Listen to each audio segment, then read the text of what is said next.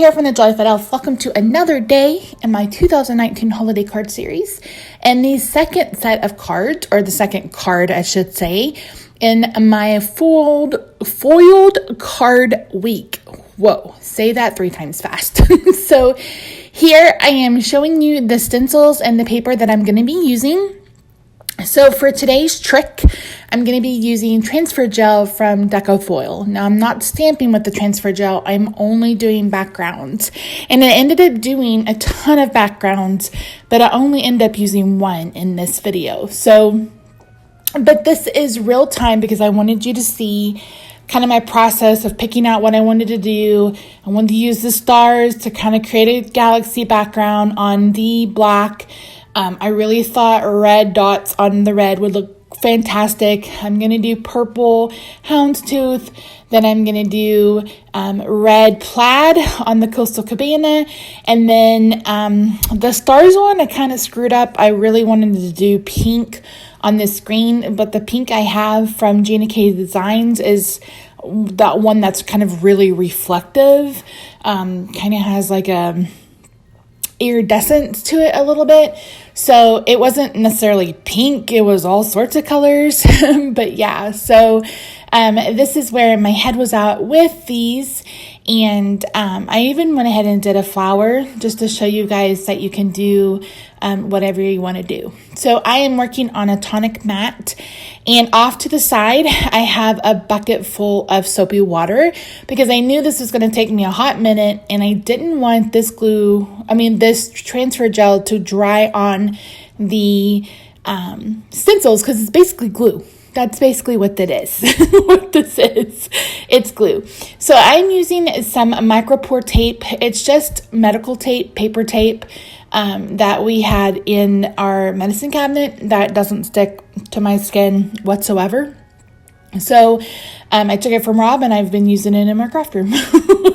So this is how I'm going to do this for every background that I want to create. And the good thing about this is that you could easily do this in multiples. If you want to do, if you wanted to make 10 or 15 backgrounds using the either of these stencils, it would go really, really quickly. So these are both from Tim Holtz, but I also used a couple from Stampin' Up. I have one from Echo Park that I used, one from Gina K Design. So I kind of went all out, but you had to know that I was going to use houndstooth and this plaid. And I even have an argyle from Tim Holtz, but I have the small argyle, not the bigger one that's this size. So I didn't use it for this video. But guess what's on my list? So the trick with this transfer gel is that you have to let it dry for at least an hour. Basically, you let it dry until it's clear. And as you can see, I got some on the sides. I'm not worried about that because these are not going to be backgrounds. These are going to be cut down. But you want to make sure that you remove any extra from the edges because wherever there is transfer gel, that's where the foil will stick. So if you're being a little bit more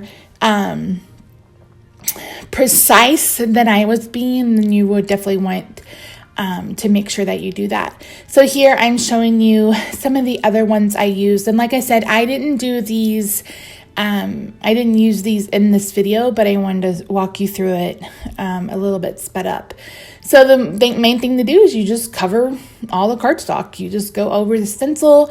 You can pull off the extra and go ahead and add that back into the jar so you don't waste any. I picked up my jar off Amazon. Seriously, if I can find it on Amazon, I'm going to order it on Amazon and not worry about scrapbook.com or Simon Says Stamp or anything like that. It's like, yes, can I have it next day? Hallelujah. Thank you very much. So I am making sure that I am wiping off in between using a baby wipe, and then I am going over it, just kind of fanning it to make sure that it's not wet anymore. So again, just going over it, taking off the excess, using it on the next one, and then putting it back in. I think this was $9. So a little spendy, but again, you could probably get 100 backgrounds if you wanted to using this. And I think especially like that one right there with the stars, I think it'll be so really cool. So yeah, anyway, so once I've done that, like I said, I'm going to go ahead and leave it. And here I am showing you that I'm using some rubbing alcohol to clean off my mat here. And then you can see here, once it turns once it goes shiny, that means that you're ready to foil. So I'm using a transfer sheet like I did on Monday. And again, I'm just using the same kind of foil. Look at that. It's so pretty. The only one I had an issue with was this floral that I ended up using. And I didn't end up using it on the card because you just have to really be careful that your foil is flat and, it adheres as well as you want it to. So that is the one with the polka dots up there on the left. And then this is the one that I did with the plaid. And you can see how pretty that is. And then these are some leftover ones that I had the other day when I did it on vellum. But what I decided to use is use this tree punch from the Perfectly Plaid bundle from Stampin' Up! To punch out trees out of that pattern. And I ended up punching out 5 trees. And then I decided I was going to go ahead and add a drop shadow. So if you guys remember, I did a Noel card several years ago where I did the same thing using the letters. And that's just a way to kind of pop up your image from your background. A lot of graphic designers and stuff use drop shadows in their work, like their digital work. So that's what I decided to do. So I am using this piece of Coastal Cabana from the 6x6 Designer Series paper stack, Bright's Designer Series paper stack. Did I say that correctly? I think I did. Along with Poppy Parade. All the supplies that I used from Stampin' Up! Will be linked down below and over with the coordinating blog post. In here, I'm going to be using my Everything Festive because I am obsessed with this stamp set. And Poppy Parade ink to stamp my interior message. This is going to say from our home to yours because I am going to use one of those vellum pieces you saw earlier on the front of my card. So I did some vellum on Monday and it was supposed to be Monday's card, but it turned out to be Wednesday's card for this week. And I ended up not using it. I didn't post it. Didn't share it. So I went ahead and used that on this. So here I am adding some glue runner, tape runner to these trees. And like I said, I'm just adding a drop shadow using Poppy Parade behind it. And then I'm going to be adhering these down, but I'm popping them up. So I'm going to go ahead and add this... rude. I forgot to turn my phone on airplane mode and I got a phone call. So anyway, I'm adding Scotch adhesive. This is the foam mounting tape that I get from Amazon onto the back of these trees.